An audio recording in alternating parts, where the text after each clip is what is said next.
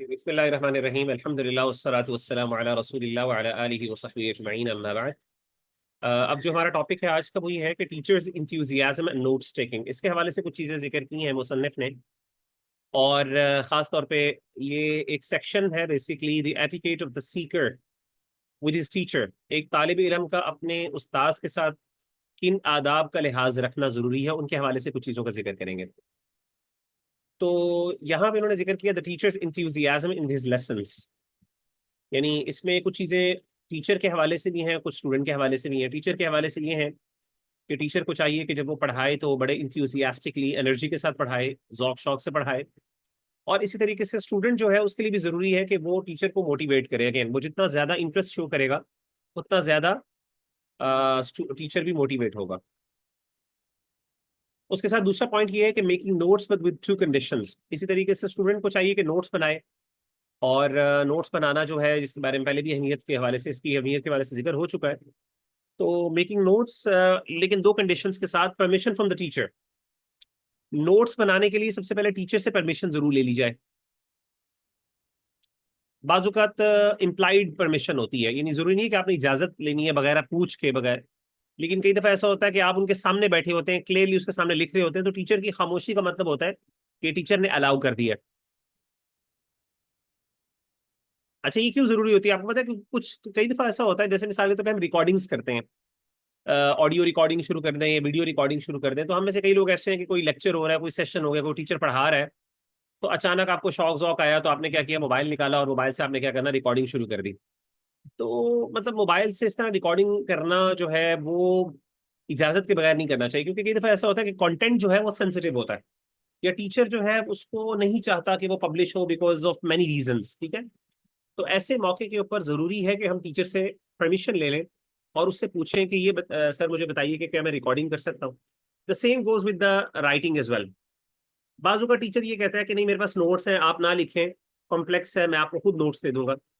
तो टीचर से परमिशन जरूर ले लेनी चाहिए। और अगेन मैंने कहा कि परमिशन जरूरी नहीं है कि आप वर्बल लें, बल्कि हो सकता है कि आप उसके सामने रिकॉर्डिंग, यानी आप जो लिखना शुरू करें तो वो आपको उसमें खामोश हो जाए और खामोशी के साथ। अच्छा, कई दफा ऐसा होता है कि टीचर चाहता है कि स्टूडेंट जो है ना वो डिस्ट्रैक्ट ना हो। यानी जब आप लिखते हैं तो टीचर जो है वो चाहता है कि आप पहले समझें और फिर लिखें। तो कई दफा ऐसा भी होता है क्लास के अंदर, टीचर कहता है अभी आप रुक जाए, अभी ना लिखें, मुझे समझाने दे, फिर आप लिखिएगा। तो अगेन ये सारी चीज़ों का लिहाज रखना चाहिए, तो हमेशा इस चीज़ में टीचर की कंसेंट ले ली जाए। और दूसरी चीज़ ये है कि differentiates what he has coated from the teacher from his words.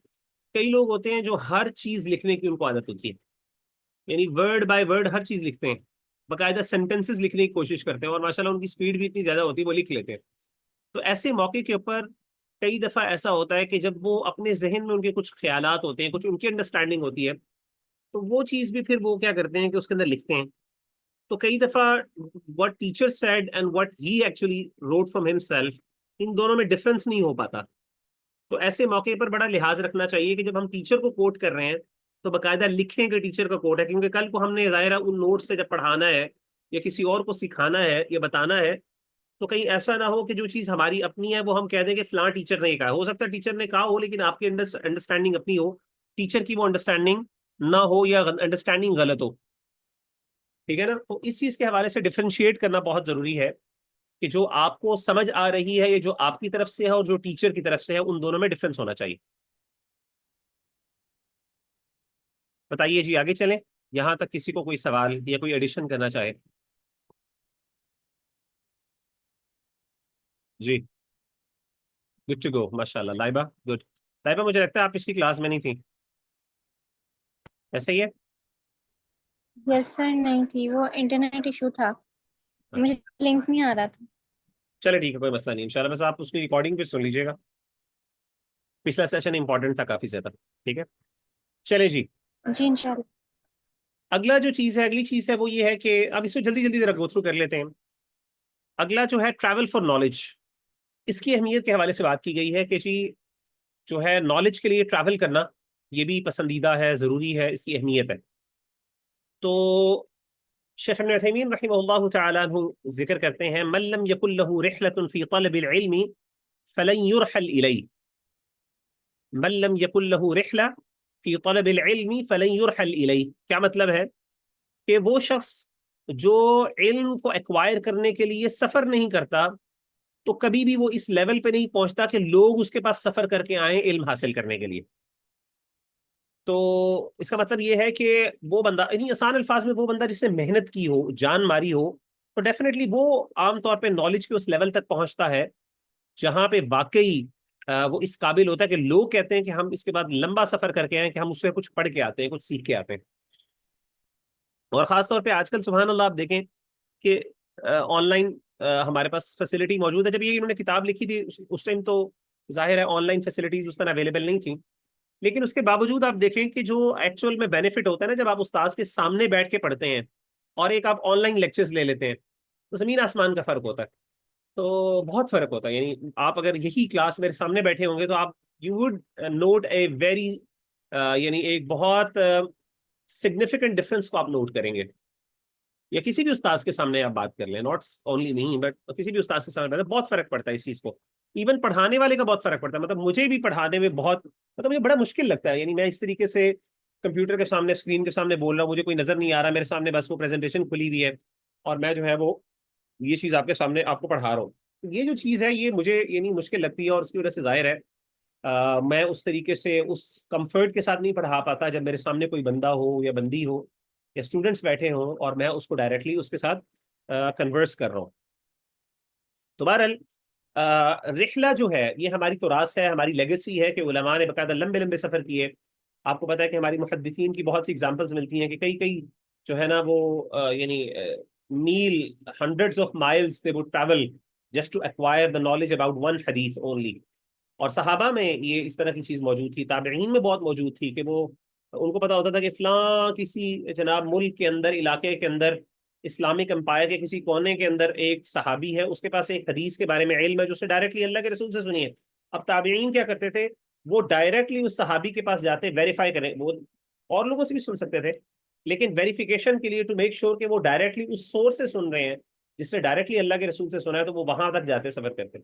फिर मुहद्दिसीन ने ये काम बहुत ज्यादा किया। मतलब इस तरह की चीजें जो है खास तौर पे ये मोटिवेट करती हैं, और ये चीज एक बंदे की कमिटमेंट को पता चलती है, या एक कमिटमेंट को यानी उसकी दलील है कि एक बंदा वाकई कमिटेड है नॉलेज के लिए ना। तो जनरली रिहला इल्मिया जो है, यानी ट्रैवलिंग फॉर नॉलेज, ये जरूरी है और हमें करना चाहिए एटलीस्ट। चले अभी हमारे पास जैसे फैसिलिटी है ऑनलाइन की, ठीक है, जो जो जिसके लिए बहुत मुश्किल है वो ना करे, लेकिन अब ये नहीं है कि बंदा सिर्फ ऑनलाइन पे ही रिलाई करके बैठ जाए, कभी उसको मौका ही ना मिले किसी आलिम के पास जाने का। नहीं, कोशिश करें जितना आप ट्रैवल कर सकते हैं वो किया करें, इसमें बरकत भी होती है, उसमें खैर भी होती है। So what are the benefits of travelling? Finds good teachers, obviously आपको अच्छे असातिज़ा मिल जाते हैं। He acquires focus and seriousness, जब आप सफर करके जाते हैं किसी चीज के हसूल के लिए, एज कम्पेयर टू जब आप अपने कंप्यूटर, अपने कमरे के अंदर लैपटॉप कंप्यूटर के सामने बैठे हैं, तो ऑब्वियसली जमीन आसमान का फर्क है ना। आप एक लंबा सफर करके गए हैं, सब कुछ छोड़ के गए हैं, कॉम्प्रोमाइजेस करके गए हैं, टाइम इन्वेस्ट कर रहे हैं, पैसा इन्वेस्ट कर रहे हैं, तो उस वक्त जो लेवल ऑफ सीरियसनेस आएगी वो जाहिर है एक बहुत डिफरेंट लेवल की होगी एज कम्पेयर टू जब आपको बड़े आराम से घर में बैठे बैठे। अभी देखें हमारे पास फैसिलिटी है कि आप लाइव क्लास भी ले सकते हैं और आप रिकॉर्डिंग भी सुन सकते हैं। अब जाहिर है जिस बंदे को पता है कि रिकॉर्डिंग में सुन सकता हूँ और ये आराम से, कोई इतना नॉट अ बिग डील, तो जाहिर है वो शायद आराम से स्किप कर सकता है ना। लेकिन जिसको पता है कि रिकॉर्डिंग अवेलेबल नहीं है, या फिर ये अगर मैंने मिस कर दी क्लास तो मैं बहुत बड़े बेनिफिट्स लूज कर दूंगा, तो ऑब्वियसली फिर जाहिर है उसके लिए प्रॉब्लम होती है। दरवाजा बंद कर दो बेबी, दरवाजा बंद कर दो। और तीसरी चीज क्या है, ही चेरिशेस हिज एफर्ट्स। और ऑब्वियसली जब बंदा लंबा सफर करके जाता है और उसके बाद कुछ हासिल करता है, तो उसके बाद इंसान को इत्मीनान भी होता है और खुशी भी होती है कि यार मैंने कुछ अचीव किया है, एज कम्पेयर टू कि वो बंदा जो घर में बैठे हुए उसने कोई कोर्स कर लिया है, यानी उसकी सेंस ऑफ अचीवमेंट नहीं ना होती। लेकिन जब आप लंबा सफर करके जाते हैं, उसके लिए जान मारते हैं, तो आपको इल्मी फायदा भी होता है और ऑब्वियसली आप उसको और भी कर सकते हैं। एक मिनट जरा मुझे मौका दीजिएगा, मैं जरा ये दरवाजा बंद।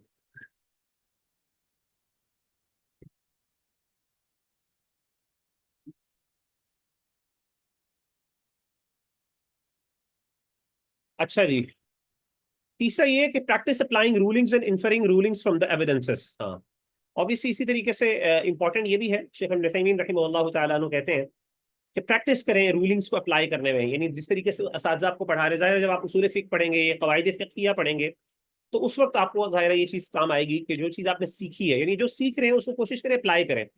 मिसाल के तौर पर जैसे हम उसूल तफसीर पढ़ रहे हैं ना, अब मैं आपको एग्जाम्पल्स दे रहा हूँ बहुत सी चीज़ों की, तो अब आप में से कुछ लोगों को ये भी करना चाहिए, अल्लाह अगर आपको तौफीक दे और टाइम दे, तो आप लोग क्या करें कि आप मिसाल के तौर पे खुद तफसीर उठाएं, और ऐसी जो तफसीर बिल माथूर है, मिसाल के तौर पर तफसीर इब्न कसीर हो गई, तफसीर इब्न जरीर तबरी हो गई, इस तरह की तफासिर उठाएं पुरानी, और उनकी ट्रांसलेशन भी मौजूद है अल्हम्दुलिल्लाह। अगर आपको अरबी आती है तो आप अरबी से भी फायदा उठा सकते हैं। और उसके बाद जो चीज़ें हमने पढ़ी हैं उनको अप्लाई करने की कोशिश करें, देखें वो चीज़ आप उसको रिलेट कर सकते हैं कि नहीं कर पाते, और वहां पे कोई सवाल होता है तो ये प्रैक्टिस करना, उसको अप्लाई करना उन प्रिंसिपल्स को, ये बहुत जरूरी है। कि जब तक आप अप्लाई नहीं करेंगे, ठीक है आपने नोट्स बना लिए, अच्छे समझ लिया, लेकिन कभी आप उसको खुद, अब जाहिर है हमारी क्लास के अंदर उतना हमारे पास लिमिटेड अमाउंट ऑफ टाइम है, हमारे लिए बहुत मुश्किल होता है कि हम आपको वो अप्लाई भी करें, क्योंकि जिस तरीके से बीएस एक्चुअली रन होता है, बीएस का 4 साल प्रोग्राम, उसके अंदर तो हम हमारे पास बहुत ज्यादा यानी स्टूडेंट तो डेडिकेटेड होता है ना, वो डेडिकेटेड है 4 साल के लिए, उसमें और कुछ करना नहीं है, जॉब भी कम लोग करते हैं उसके दौरान, ठीक है ना। तो अंडर ग्रेजुएट का जो प्रोग्राम होता है तो बच्चा डेडिकेटेड होता है उस स्टडीज के लिए, घर वालों की तरफ से भी सपोर्ट होती है, फिर आप बच्चों से बहुत से काम करवा सकते हो। तो ऐसे मौके पर जरा पढ़ाने में आसानी होती है, यानी आप बहुत सी असाइनमेंट्स दे सकते हैं, प्रोजेक्ट्स दे सकते हैं, और आप बहुत प्रैक्टिकल हो सकते हैं। लेकिन प्रॉब्लम ये होती है कि जब हम इस तरह का प्रोग्राम रन कर रहे हैं जो इवनिंग में, और हमें भी अंदाजा होता है कि जाहिर आपके लिए काफी मुश्किल होता है, इन अ सेंस कि आपने जो है ना वो यानी आपने अपनी बड़ी मुश्किल से टाइम निकाला, और उसके बाद आपकी जो है ना वो क्लासेस भी हैं, और आपका फिर उसके बाद असाइनमेंट्स भी हैं, बड़ा कुछ है, और उसके अलावा आप जॉब भी कर रहे हैं माशाल्लाह, और अलग से कई ऐसे स्टूडेंट्स हैं जो सुबह के टाइम अलग से बीएस भी कर रहे हैं। तो ये डबल डबल काम करना बहुत मुश्किल है, मतलब मैं बहुत अप्रिशिएट करता हूँ इस वजह से अल्हम्दुलिल्लाह। और मेरे लिए बहुत ये नहीं, आप लोग बड़े काबिले कदर हैं, कई ऐसे माशाल्लाह फैमिली मेंबर्स हैं जो आप लोगों के, इवन खवातीन है माशाल्लाह, घर चला रही हैं और उनके पास टाइम नहीं होता, लेकिन रात को बड़ी मुश्किल से वो मैनेज करती हैं बच्चों के साथ। इट्स हाईली अप्रिशिएबल ना। लेकिन बहरहाल इसलिए फिर हम बहुत सी चीजें हम नहीं कर पाते, तो हमारी भी रिस्ट्रिक्शन है, हम नहीं चाहते कि आपके ऊपर बहुत ज्यादा बर्डन करें। बल्कि आपको शायद पता नहीं है कि हमारा प्रोग्राम जो है माशाल्लाह, जो हमारा पहला बैच 4 साल जिन्होंने मुकम्मल किया प्रोग्राम, उनके लिए हमने बहुत स्ट्रिक्ट रूल्स रखे हुए थे, यानी प्रॉपर असाइनमेंट्स होती थी, क्विजेज होते थे, प्रोजेक्ट्स होते, यानी तीन तीन चीजें होती थी। आपने असाइनमेंट भी करनी है, उसके बाद आपने एक टीचिंग प्रोजेक्ट करना है, टीचिंग प्रोजेक्ट है कि आपने कोई क्लास पढ़ानी है, वो भी होती थी, और आपने उसकी क्लासेस देनी होती थी। उसके बाद रिटर्न एग्जाम होता था और वाइवा होता था अलग अलग, यानी ये भी होता था कि यानी क्विज अलग होता था, वाइवा अलग होता था। फिर इस तरह करके मतलब मल्टीपल चीजें होती थी, रिसर्च प्रोजेक्ट अलग होता था उनका, तो बेचारे वो एग्जॉस्ट हो जाते थे बच्चे। लेकिन लोगों ने किया माशाल्लाह, कोई हमारे पास कोई 14-15 माशाल्लाह ग्रेजुएट्स हैं जिन्होंने through out, and they were all job holder, majority of them were job holders, बाकायदा जो प्रोफेशनल्स हैं, कोई जॉब्स करने वाले हैं, कोई हाउस वाइफ्स हैं प्रॉपर, और कुछ ऐसी खवातीन थी जो जिनके बच्चे भी हैं और वो जॉब भी कर रही हैं साथ, उन्होंने पूरा परफेक्टली किया, और माशाल्लाह अमेजिंग। तो अगेन ये सारी चीजें कहने का मतलब है कि जितना आप गुड़ डालेंगे उतना मीठा होगा, बस यही वाला एक चीज है। तो बहरहाल मुझे से कुछ लोग ब्लेस्ड होते हैं अल्हम्दुलिल्लाह, मुझे अल्लाह ताला ने मेरे साथ आसानी ये की है कि मेरा मेरा काम ही पढ़ना पढ़ाना है। अब जिस बंदे की जॉब ही पढ़ना पढ़ाना है, सुभान अल्लाह, तो उसको अल्हम्दुलिल्लाह, आप में से बहुत से लोग जानते हैं कि अल्हम्दुलिल्लाह मैं बहुत सी चीजें इंगेज रहता हूँ, पढ़ने में, पढ़ाने में, लेक्चर्स में, क्लासेस में, जो लोग मुझे फॉलो कर रहे हैं सोशल मीडिया पे, ये वो, तो कई दफा बहुत इंप्रेस होते हैं। तो मैं कहता हूँ आप इंप्रेस ना हो, उसकी वजह ये है कि इसमें कोई इंप्रेस होने वाली बात नहीं, that's what I do for living, सीधी सी बात है। तो मतलब जो बंदा 24 घंटे जिसने काम ही ये है जिसका, तो ऑब्वियसली उसकी एक्सपेक्टेशन है ना कि आप इतना पढ़ें भी, आप पढ़ाएं भी, दैट्स व्हाट आई डू। और आप लोग माशाल्लाह इसके अलावा काम कर रहे हैं, सो कभी भी आप अपने आप को अंडर एस्टिमेट ना करें, ये देख के कि जी अच्छा फलां तो दर देखें ये वो ऐसे, भाई आप भी तो माशाल्लाह अपना काम कर रहे हैं ना। तो लेकिन अल्हम्दुलिल्लाह, लेकिन उसके बावजूद अगर कोई बंदा इतना ब्लेसड हो जैसे मेरी तरह कि मतलब मेरी मेरी मैं काम ही ये करता हूँ, तो उसके लिए आसानी है कि अल्हम्दुलिल्लाह उसको अलग से इसके लिए टाइम नहीं निकाल। लेकिन आप जैसे माशाल्लाह बहन भाई हैं, तो उनको अलग से इसके लिए टाइम निकालना पड़ता है, मतलब मैं इसको बहुत अप्रिशिएट करता हूँ, और माशाल्लाह अल्लाह ताला आपको जिंदगी दे। अच्छा जी, आगे चलते हैं जी, हमारे पास है फिर उसके बाद अगला क्या है जी, etiquettes of preserving one's knowledge. हाँ, अब ये भी इंपॉर्टेंट है कि नॉलेज को प्रिजर्व करना भी बहुत जरूरी है। तो इब्न उथैमीन रहमहुल्लाह कहते हैं कि बाय 3 मीन्स, 3 तरीकों से नॉलेज को प्रिजर्व किया जा सकता है। एक्वायरिंग द राइट अंडरस्टैंडिंग, इल्म की हिफाजत, इल्म की हिफाजत किस तरह की जा सकती है भाई, इल्म कैसे महफूज रह सकता है।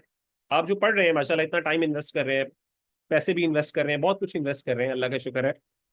तो how do you preserve your knowledge, जो इल्म आप हासिल कर रहे हैं उसको प्रिजर्व कैसे करेंगे, हाउ टू मेक श्योर कि जो आप पढ़ रहे हैं वो आपसे जाया ना हो। तो पहली चीज ये है कि एक्वायरिंग द राइट अंडरस्टैंडिंग, यानी उसकी सही समझ बूझ होनी चाहिए, यानी जो आप पढ़ रहे हैं उसकी सही अंडरस्टैंडिंग बहुत जरूरी मैटर करती है। बहुत से माशाल्लाह लोग ऐसे हैं भाई और बहनें जो पढ़ते हैं बट उनको समझ नहीं आती और वो गिव अप कर देते हैं। No, you have to actually make an effort to understand that ना। और कई दफा ऐसा होता है कि बेचारे वो हिम्मत नहीं होता, हौसला नहीं होता उस्ताद से पूछने का। नहीं, आपका हक है, पूछा करें। अंडरस्टैंडिंग आपका बुनियादी हक है। जब आप क्लास में बैठे हैं तो एक उस्ताद की बुनियादी जिम्मेदारी ये है कि वो मेक श्योर करे कि जो चीज वो पढ़ा रहा है वो सारों को समझ आ रही है। और अगर आपको नहीं समझ आ रही तो आप अपने साथ ज्यादती क्यों कर रहे हैं। और आपको चाहिए कि आप क्योंकि देखिए आप टाइम दे रहे हैं ना, टाइम भी दे रहे हैं, इन्वेस्ट भी कर रहे हैं, फिर भी आपको फायदा नहीं हो रहा। आपको फायदा होना चाहिए। तो उसके लिए आप उस्ताद को, हमने माशाल्लाह एक्सेस दी हुई है कि आप उस्ताद से रब्ता भी कर सकते हैं जो भी है। और हम उस्ताद साथी को इंकरेज करते हैं। हमने डिस्कशन का ग्रुप बनाया था कि जिसमें असातिज़ा भी शरीक हो। आमतौर पर असातिज़ा नहीं होते, मुश्किल होता है, जाहिर है, क्योंकि मल्टीपल क्लासेस चल रही है। मैं खुद कोई मतलब हर ग्रुप में हूँ, मैं कोई 20-25 ग्रुप्स में हूँ, तो अब वो मुश्किल हो जाता है। लेकिन आप लोगों को कभी कोई सवाल हो, आप मुझे टैग कर दिया करें और आई विल रिस्पॉन्ड इंशाल्लाह। या फिर आप मुझसे पर्सनली भी रीच कर सकते हैं कि सर, और बहुत से माशाल्लाह स्टूडेंट्स करते भी हैं, सवाल पूछते हैं। कई दफा डिस्कशन भी हमारी शुरू हो जाती है अल्हम्दुलिल्लाह। इसी क्लास में कई स्टूडेंट्स हैं जो करते हैं, तो दैट्स फाइन, अल्हम्दुलिल्लाह, I am open to that. हाँ, थोड़ा सा आपको पेशेंस या सब्र करना पड़ेगा अगर मैं रिस्पॉन्ड लेट करूँ तो वो चले। और I hope you can understand that. But anyways, understanding जो है बहुत जरूरी है। Number 2, bye acting upon it, इल्म की तहफीज या इल्म को प्रिजर्व करते हैं अमल करके। जितना आप किसी चीज पर अमल करेंगे उतना ज्यादा आप क्या करेंगे, जितना आप किसी चीज पर अमल करेंगे उतनी ही वो चीज महफूज होगी। और तीसरी चीज है by explaining it to others. By explaining it to others का मतलब ये है कि आप दूसरों को एक्सप्लेन करें, पढ़ाएं। ऑब्वियसली ये सब्जेक्ट जो है, जब तक आप पढ़ाएंगे नहीं तो उस तरीके से शायद आपको ये समझ भी ना आए। आ जाएगी बेसिक बुनियादी, लेकिन जब बंदा पढ़ाने के लिए पढ़ता है ना, फिर बंदे की अपनी एक अलग लेवल की कॉग्निशन होती है। ठीक है ना। तो ये 3 चीजें हैं जो इब्न उथैमीन रहमतुल्लाह ने जिक्र की कि सबसे पहले उसकी सही फहम होना चाहिए, और इसी तरीके से उस पर अमल किया जाए, और इसी तरीके से दूसरों को सिखाया जाए। फिर इसी तरीके से इब्न उथैमीन रहमतुल्लाह ने 4 लेवल्स ऑफ अंडरस्टैंडिंग्स को जिक्र किया है। 4 लेवल्स है अंडरस्टैंडिंग के। बच्चों बच्चों बच्चों बाहर चलो, चलो शाबाश, 1 मिनट दीजिएगा जी, मैं जरा बच्चों को बाहर निकाल दूं। अब घर में बैठने का ये तो मसाइल होते हैं।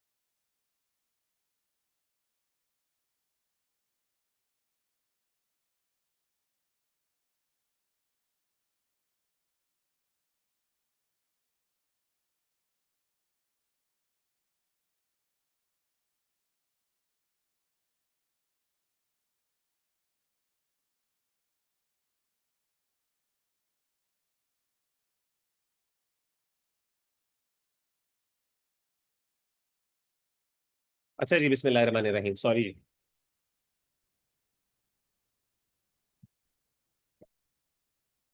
तो इब्न उथैमीन रहमतुल्लाह कहते हैं कि 4 लेवल्स हैं अंडरस्टैंडिंग के। पहला है नॉलेज, इल्म। इल्म से डीपर लेवल है फहम, अंडरस्टैंडिंग। और फहम के बाद तफक्कुर है, राइट अंडरस्टैंडिंग। ठीक है ना, सही फहम। उसके बाद ही तफक्कुर, जिसमें कॉन्टेम्पलेशन एंड रिफ्लेक्शन आ जाता है।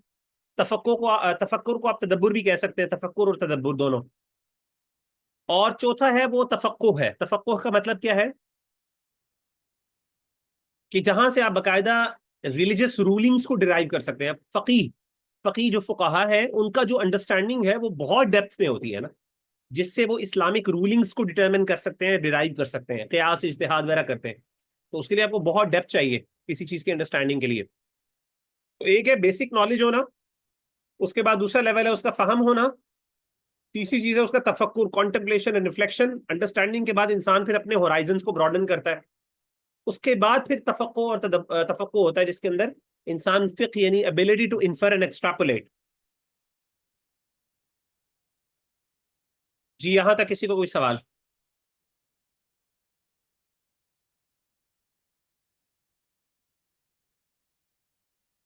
आगे चलें।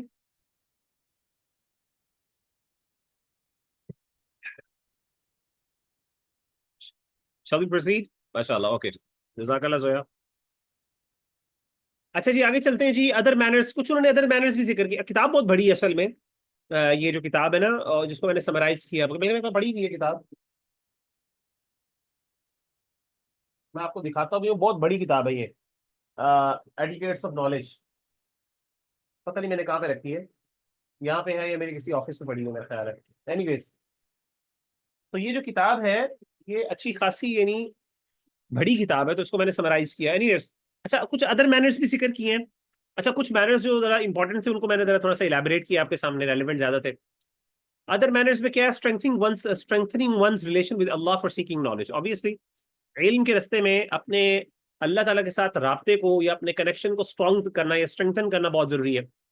कई एतबार से ऑब्वियसली जरूरी है कि एक तो ज़ाहिर आपको सब्र करना पड़ेगा, बहुत सी मुश्किलात आएंगी, बोरियत होगी, मुश्किल होगा, टाइम मैनेज करना मुश्किल हो रहा होगा, वर्कलोड बहुत ज़्यादा ऊपर आ जाएगा, तो ऐसे मौके पर अल्लाह की मदद।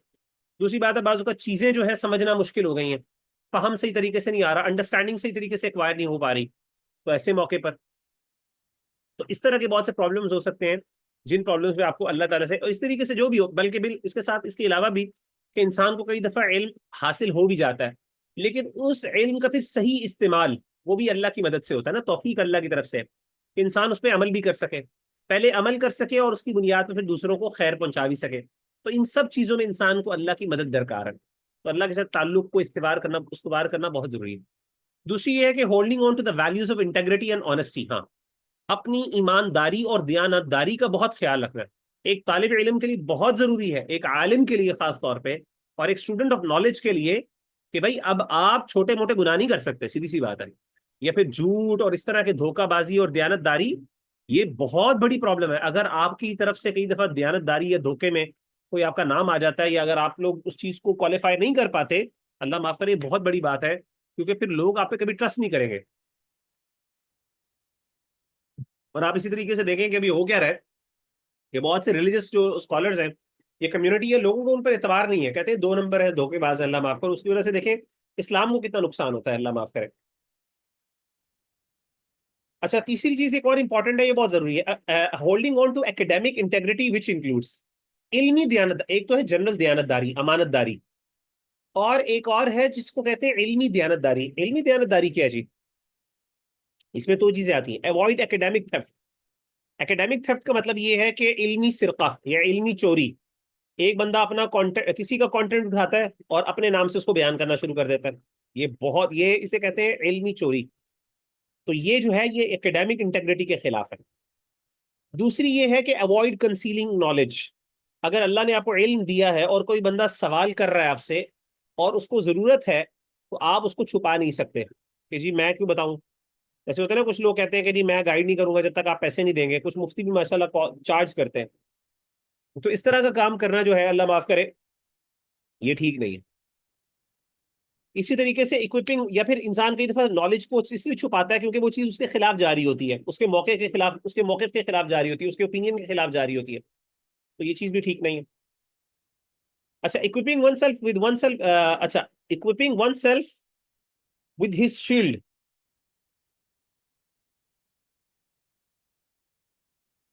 Equipping oneself with the shield. I do not know, ला अदरी, मुझे नहीं पता। ये एक शेख जो मुसन्निफ रहीमुल्लाह कहते हैं कि ये स्टेटमेंट है ना कि आई डू नॉट नो, ये एक तालिब इल्म का और एक आलिम की ढाल है, ढाल, शील्ड है। क्यों भाई, किस लिहाज से शील्ड है? ये इसलिए शील्ड है कि हम में से बहुत से लोग, ऑब्वियसली उनके लिए बहुत मुश्किल, बल्कि अक्सर मेजोरिटी लोगों के लिए, अगर आप किसी फील्ड के एक्सपर्ट समझे जाते हैं, या किसी फील्ड में आप इन्वॉल्व हैं, उस पर काम कर रहे हैं, और अगर आपसे कोई बंदा सवाल कर ले भाई ये बताएं, और आपको ना पता हो उसके बारे में, तो ऐसे मौके पर बड़ा मुश्किल होता है ये कहते हुए कि मुझे नहीं पता। तो हमें अपनी तरबियत ऐसे करनी है कि जो चीज हमें नहीं पता, जिस चीज का हमें नहीं सही इदराक, उसके मौके पर हमारे पास ऐसा जिगरा होना चाहिए कि हम कहें कि हाँ ला अदरी, हमें नहीं पता। क्योंकि जब इंसान ये कह देता है ना ला अदरी, तो इंसान बहुत से मसाइल से अपने आप को बचा लेता है। एक तो अल्लाह ताला, जाहिर है, क्योंकि कुरान मजीद में अल्लाह ताला फरमाते हैं, वला तक़फ़ु मा लैसा लक बिही इल्म इन्नस समअ वल बसर वल फुआद कुल्लु उलाइका कान अन्हु मसऊला। क्या मतलब है कि तुम ऐसी चीजों के पीछे अपने आप को ना लगाओ या ऐसी चीजों के पीछे ना पड़ो जिसके बारे में तुम्हें इल्म नहीं है। तुम्हारी सिमात, तुम्हारी बसारत, देखना सुनना, तुम्हारा दिल, एक एक लफ्ज जो तुम कह रहे हो, इनके बारे में क़यामत के दिन तुमसे सवाल किया जाएगा। You responsible of your words. तो एक तो अल्लाह ताला से इंसान, अल्लाह ताला के कहर से इंसान बच जाता है। दूसरी चीज क्या है जी? दूसरी चीज ये है कि इंसान जब ये कहता है ना कि मैं, मुझे इल्म नहीं है, तो यार आपके ऊपर बर्डन नहीं होता। अगर आप, आपके ऊपर लोग, यानी आपको कोई बंदा फोर्स नहीं ना कर सकता कि नहीं नहीं अब आप बताएं बताएं बताएं बताएं। नहीं, इंसान कहे मुझे इल्म ही नहीं है। और हमारे यहाँ अल्लाह माफ करे ऐसे होता है कि बाज़ औक़ात मुनाजरों के अंदर या फिर ऑनलाइन पोलेमिक्स जो होते हैं, डिबेट्स हो रही होती हैं, उसमें कई दफ़ा ऐसा होता है कि हमारा जो बंदा भाई है जो डिफेंड कर रहा होता है इस्लाम को, कई दफ़ा उससे ऐसे सवालात पूछे जाते हैं जिसके बारे में उसको इल्म नहीं होता, या उसने सोचा नहीं होता, उस पर गौर नहीं किया होता, या उसने उसके बारे में किसी आलिम से गाइडेंस नहीं ली होती। तब होता ये है कि अब वो चूंकि डिबेट चल रही होती है तो ऐसे मौके पे वो ये नहीं कह सकता, तो फिर वो अल्लाह माफ करे ऐसी अजीबो गरीब तावील करता है जिसकी वजह से बाद में वो खुद फंस जाता है और वो गलत बातें कह देता है बयान कर। तो ऐसे मौके पर इंसान को चाहिए बड़े जी मुझे नहीं पता है, मेरी नॉलेज लिमिटेड है। और इससे बल्कि मैं बताऊँ, इससे अगले बंदे को आप पे ट्रस्ट आ जाएगा कि यार ये बंदा जो है सिर्फ तब बोलता है, ये उस चीज के बारे में बोलता है जिसके बारे में इसको बसीरत के साथ नॉलेज है, जिस चीज को वाकई ये जानता है। और जिसके बारे में इसको इल्म नहीं होता उस पर खामोश हो जाता है। हमारे जो क्लासिकल स्कॉलर्स थे वो इस बात का बहुत एहतमाम करते थे। सहाबा, सुभान अल्लाह, बड़ी बड़ी कुरान मजीद की आयत के बारे में तफसीर पूछी जाती, वो कहते मुझे नहीं पता, उसके पास से जाके पूछो। वो कहते जी फलां के पास जाओ, फलां के पास। अब सहाबा बड़े बड़े उलमा होते थे कुरान के, यानी सहाबा से बढ़कर कुरान की नॉलेज किसको हो सकती है? सवाल करना, हमसे बहुत आगे की नॉलेज थी उनकी, क्योंकि उन्होंने डायरेक्टली उस कुरान को अल्लाह के रसूल से सीखा, जैसे हम पहले भी पढ़ चुके हैं उसूल तफसीर के अंदर। तो वो बहुत मुहतात होते थे कुरान मजीद की तफसीर बयान करने में। छोटी छोटी, वो कहते जी हमें नहीं पता, फलां से पूछो। वो कहते जी फलां से पूछे, फलां से। वो बेचारा बंदा कहता है मैं किसके पास जाऊं? जिसके पास जाऊं वो कहता है जी फलां से पूछो। बहुत बड़ी जिम्मेदारी होती है। तो जितना ज्यादा आप अपने आप को यानी डिफेंड करना चाहते हैं, आपका सबसे बड़ा डिफेंस ये है कि आप कहते हैं, आप हम्बल हो अगले के सामने और आप कहें कि मुझे इसके बारे में पता नहीं है, मुझे इसके बारे में इल्म हासिल करना है, फिर मैं जानूंगा, फिर मैं बता सकता हूँ। हमारे उस्ताद शेख अनस माशाल्लाह, आप लोग पढ़ते होंगे उनसे, ये पता नहीं आगे पढ़ेंगे, तो उनका ये बहुत जबरदस्त रवैया। उनसे कोई भी मसला पूछे, बहुत कम मसले ऐसे होते हैं मैंने देखा है जिसके अंदर बकायदा वो कहते हैं नहीं यार मैंने पहले पढ़ना है फिर मैं बताऊंगा। हालांकि उनको मसला पता होता है लेकिन वो कहते हैं नहीं ये जिम्मेदारी है, मैंने फिर भी इसको वेरीफाई करना है। तो ये एक एहतमाम जो है बहुत ज्यादा खास तौर पे जरूरी है हमारा लिए। अच्छा आगे चलते हैं जी। रिफ्रेन फ्रॉम वेस्टिंग टाइम, वक्त का ज़िया। और ये बहुत इंपॉर्टेंट बात है। मैं यानी आज वल्लाही मैं कहता हूँ काश मुझे वो टाइम मिल जाए जो मैंने अपनी जिंदगी अपने जवानी में जाया। वैसे मैं अभी भी अल्हम्दुलिल्लाह जवान हूँ, ऐसी बात नहीं है, लेकिन कहने का मतलब है कि बचपन से मुराद ये कि टीनेज वगैरह में जो बहुत ज्यादा टाइम था, काश मेरे पास वो शऊर होता तो आज मैं पता नहीं क्या क्या कुछ अपने आप को किस तरीके से इक्विप कर लेता बहुत सी चीजों से। मतलब मैं अपने आप को ये समझता हूँ। तो अब तो माशाल्लाह, यानी इंसान जब बड़ा हो जाए, इंसान की अपनी लाइफ शुरू हो जाती है, बच्चे हो जाते हैं, शादी हो जाती है, इंसान की जॉब्स होती है, उस टाइम इंसान फिर इल्म हासिल नहीं कर सकता। तो इल्म के हुसूल का जितना जल्दी इंसान को अल्लाह तौफीक दे दे बचपन के अंदर अर्लीस्ट, जितना वो चीजें पढ़ ले तो पढ़ ले, बाद में इंसान के लिए बड़ा मुश्किल हो जाता है। तो टाइम बचे, अगर आपके पास टाइम है, मतलब आप में से कुछ लोग हैं जिनकी शादियां नहीं हुई, तो मतलब this is an amazing time for you, invested. आपके घर वाले अगर आपकी फाइनेंसिस की जिम्मेदारी उठाए हुए हैं और आपको मौका दिया है कि आप पढ़ें, तो आप अपने आप को खपा दें पढ़ाई के अंदर, इल्म के अंदर, लिटरली। ये दोबारा टाइम नहीं मिलेगा आपको। आहिस्ता आहिस्ता इंसान बड़ा होता रहता है, बुजुर्ग होता रहता है, टाइम होता रहता है, फिर उस इंसान के लिए मुश्किल हो जाता है। यानी घरेलू जिम्मेदारियां, फिर बहुत सी, इवन अगर आपकी फील्ड मेरी जैसी है, जैसे मैं मिसल मेरी फील्ड है, लेकिन उसके बावजूद अभी मतलब मैं बहुत कुछ करना चाहता हूँ, लेकिन मैं मतलब घरेलू जिम्मेदारियों की वजह से नहीं कर पाता। और मुझे इस चीज का बहुत ज्यादा एहसास है, सुभान अल्लाह। सबसे बड़ी डिप्रेसिंग, जो मेरे लिए डिप्रेसिंग जो वो है कि मैंने इतना कुछ करना चाहता हूँ लेकिन मेरे पास टाइम नहीं है उसके लिए ना। तो develop healthy habits of entertainment such as reading. हाँ, अब स्टूडेंट ऑफ नॉलेज को चाहिए कि उसका हर टाइम जो है ना प्रोडक्टिव हो। यानी इवन अगर उसने कोई इंजॉय भी करना है तो इंजॉयमेंट भी इंसान की होनी चाहिए जिसमें कोई ना कोई बेनिफिट हो। मिसाल के तौर पे कुछ लोगों की हैबिट्स होती है ना, यानी जिसे कहते हैं ना शुगल होता है कि भाई मैं रिलैक्स होना चाहता हूँ। तो रिलैक्स होने के लिए दो तीन तरीके हैं। एक तो बंदा टाइम ज़ाया करके बैठ के गेम खेलना शुरू कर दे, उसके नतीजे में ये भी हो सकता है कि आप बुक रीडिंग कर लें। तो जिस बंदे को बुक रीडिंग का शौक है तो वो क्या करे, बुक रीडिंग में अपने फ्री टाइम, लिजर टाइम में, तो उससे बेनिफिट होगा उसको। और इसी तरीके से बिल फर्ज अगर वो रीडिंग नहीं करना चाहता, दोस्तों के साथ उसका टाइम स्पेंड करना चाह रहा है, तो ऐसे दोस्तों के साथ टाइम स्पेंड करे जिससे कुछ सीखने को मिल सके ना, इल्मी डिस्कशन हो सके। उससे फायदा ये होता है कि आपका कोई भी लम्हा फिर जाया नहीं हो रहा था, हर चीज को आप प्रोडक्टिवली यूज कर रहे होते हैं। तो अगर आप स्टूडेंट ऑफ नॉलेज है ना, तो फिर आपको किताबें पढ़नी चाहिए, किताबों के बगैर कोई चारा नहीं भाइयों और बहनों। आगे चले जी, acquire the skill of reading correctly with correct pronunciation and linguistic accuracy. हाँ, ये बहुत जरूरी है भाइयों। अगर आप दीन के तालिब इल्म है तो एक्सट्रीमली इंपॉर्टेंट है कि आपको अरबी इबारत पढ़नी आनी चाहिए। You should be able to read the Arabic text correctly without any mistakes. हाँ, कुछ ना कुछ मिस्टेक्स हो जाती हैं पढ़ते हुए, हर एक से हो जाती है, मुझसे भी हो जाती हैं। लेकिन जब इंसान, यानी इंसान को पता होना चाहिए, जनरली उसके पास इल्म होना चाहिए, बाकी छोटी मोटी गलती कोई मसला नहीं है, लेकिन आम तौर पे इंसान गलती ना करे, आम तौर पे ना करे। क्योंकि याद रखिएगा, कई दफा ऐसा होता है कि इंसान जो है वो बहुत सी चीजें, बहुत अच्छा नॉलेज होता है उसके पास, लेकिन कुछ ऐसी वीकनेसेस होती हैं जिन वीकनेसेस की बुनियाद के ऊपर उसकी सारी नॉलेज का जो डिमीनर है ना वो टूट जाता है, खत्म हो जाता है। मिसाल उसमें बहुत ही इंपॉर्टेंट अरेबिक लैंग्वेज है। यानी अगर आपने दीन पढ़ा है और आप दीन पढ़ाते हैं किसी भी लेवल पे, और अगर आप अरबी सही नहीं बोल सकते, या आपकी अरबी की गलतियां हैं, या आप उसकी सही तफहीम नहीं कर सकते, ताबीर नहीं कर सकते, तारीफ नहीं कर सकते, तो ऐसे मौके पर जो है फिर आपको क्या करना है, आपके लिए फिर ये बहुत बड़ी आपकी एक वीकनेस है। और उससे कई दफा होता है कि आपकी जो एक स्टेचर होता है, या स्टेचर होता है, या आपका एक नॉलेज का जो आपका एक एक वजाहत होती है वो कम हो जाती है। लोग कहते हैं यार ये देखो अरबी इसको सही तरह पढ़नी नहीं आती, इबारत नहीं पढ़नी आती। ये बहुत बड़ी बात है। और इसी के साथ तजवीद भी इन्वॉल्व है। एक दाई के लिए दो साइंसेस मैं समझता हूँ फर्ज है, फर्ज है। और अगर वो नहीं आती, वो सब कुछ छोड़ के ये काम करे। एक अरबी, अरबी लैंग्वेज। और अरबी लैंग्वेज ये नहीं कि आपने कोई बहुत अरबी बोलनी है, मतलब जो भी आप अरबी बोल रहे हैं वो सही बोल रहे हैं, बस दैट्स इट, उसमें गलती ना हो।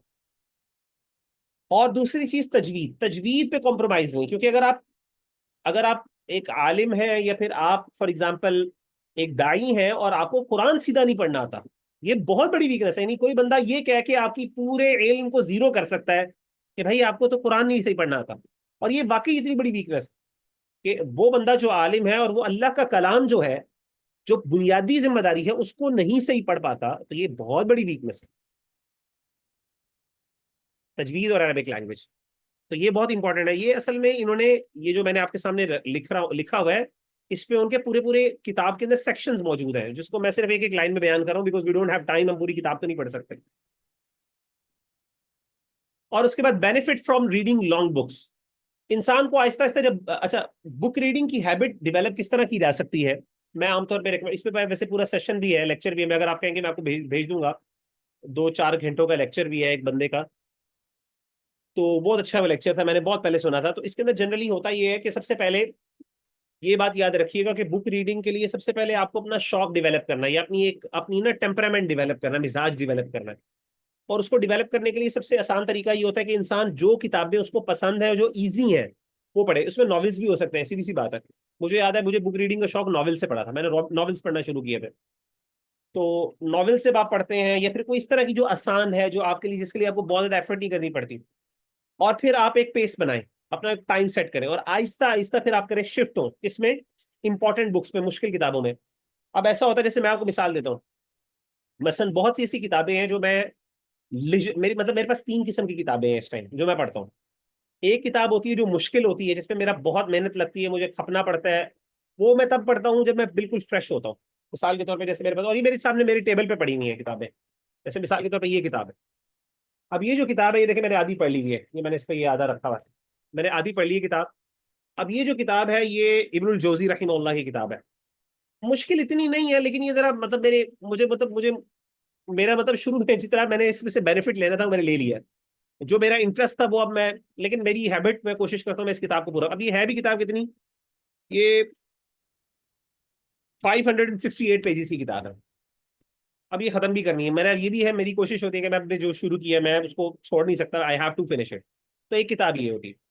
दूसरी किताब होती है जो मैं पढ़ता हूँ आम तौर पे फॉर लेक्चर्स, जो लेक्चर्स की प्रेपरेशन के लिए मैं पढ़ता हूँ। मेरी कोशिश होती है जब भी मैं लेक्चर्स को प्रिपेयर कर रहा हूँ, कोई मैंने टॉक देनी है, कोई लेक्चर देना है, कोई दर्स है, कोई ऐसा मेरा वीकली सेशन होता है, तो मैं किसी एक किताब को पढ़ के उस पूरी किताब को, उसमें से कोई कंटेंट निकालता हूँ।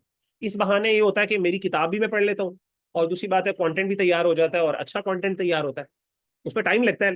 जैसे मिसाल के तौर पे अब ये किताब है, ये आजकल मैं पढ़ रहा हूँ, इस पर मैंने कंटेंट तैयार कर रहा हूँ, मैनेजिंग योर इमोशंस। अच्छी किताब है, therapy from the Quran and the सुन्ना, ये किताब है अच्छी। तो ये मैंने भी आज ही स्टार्ट की है, इसके तकरीबन मैंने अभी आज स्टार्ट किए कुछ देर पहले, तो 52 पेजेस पढ़ लिए अल्हम्दुलिल्लाह।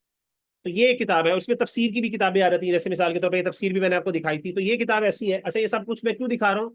आपको मोटिवेट करने के लिए, ठीक है ना, ताकि आपको भी शौक हो। तो अब ये मैं तफसीर साथ साथ पढ़ रहा हूँ, क्योंकि मैं तफसीर भी पढ़ा रहा हूँ क्लासेस, ठीक है। और इसी तरीके से ये वाली किताबें मैं इस तरह पढ़ता हूँ साथ साथ। और फिर तीसरी किताब ऐसी होती है जिसको मैं लीजर टाइम में पढ़ता हूँ। लीजर टाइम का मतलब है कि अगर मैं थका हुआ हूँ, और मिसाल के तौर पे मैंने क्या करना है कि जी यार, मुझे अपने आप को रिलैक्स करना है, मैं तो थोड़ा सा गौर नहीं करना चाहता, मैं खपना नहीं चाहता हूँ, मैं रिलैक्स करना चाहता हूँ, तो ऐसे मौके पर फिर मैं ये वाली किताब पढ़ता हूँ। जैसे मिसाल के तौर पे ये किताब है, ये काफी देर पहले मैंने पढ़ी थी किताब। अब ये मैं है ऐसी किताबें सेल्फ हेल्प बुक्स हो गई। ये बेसिकली क्या है, ये 11 leadership qualities that change the world. ये किताब मैंने पढ़ी थी बहुत पहले। अब मुझे इस पे लेक्चर तैयार करना है, तो इसको मैं इंशाल्लाह दोबारा वर्किंग कर रहा हूँ। एक मिनट जी। तो ये वाली इस तरह की किताब मैंने मतलब वो पढ़ती हूँ। अच्छा, एक और भी किताब है जो मैं पढ़ता हूँ, मेरी मसलन वो बेसिकली रिसर्च के लिए, क्योंकि मेरी पीएचडी भी चल रही है और मैं कुछ पढ़ भी रहा हूँ चीजें। तो उसके लिए भी कुछ किताबें हैं जो कि काफी मुश्किल है, जिसपे मुझे अच्छा खासा टाइम लगता है। वो ये किताब है, जैसे मिसाल के तौर पे the territories of science and religion, ये किताब है। ये काफी मुश्किल किताब है। और इसी तरीके से मेरे यहाँ पे एक पायल लगी हुई है, जो आपको नजर नहीं आ रही होगी, पता नहीं, शायद चले मैं दिखाता हूँ, ये देखें। ये जो पायल है, ये पूरी, ये मेरी रिसर्च है। यहाँ पे मेरी ये जो रिसर्च से मुतालिक किताबें हैं, जो आजकल मैं रिसर्च कर रहा हूँ, ये 3-4 टॉपिक्स पे, एक फलस्तीन के इशू पर, फिर ब्लास्फेमी का इशू है उसके ऊपर, और इस तरह की किताबें। मतलब ये सारी चीजें मेरी साथ साथ चल रही होती हैं। तो आपको लंबी लंबी किताबें पढ़ना, और इसी तरीके से अपना शौक डेवलप करना, और फिर इस तरीके से अपने आप को इस तरीके से मैनेज करना बहुत जरूरी है, especially if you are a student of knowledge. अगर आपकी फील्ड ही है, अगर आप इसको फील्ड बनाना चाह रहे हैं और आप वाकई एक अच्छा काम कर रहे हैं। लेकिन अगर आपकी बेसिक रिक्वायरमेंट है, फिर आप सिर्फ टेक्स्ट बुक पढ़ लें, वो भी अच्छी, वो भी काफी है इंशाल्लाह। तो आई होप कि आप लोगों को कुछ फायदा हुआ होगा। अल्लाह ताला जो सुना है इसको समझने और अमल करने की तौफीक अता फरमाए। किसी को भी सवाल है तो कर ले जी।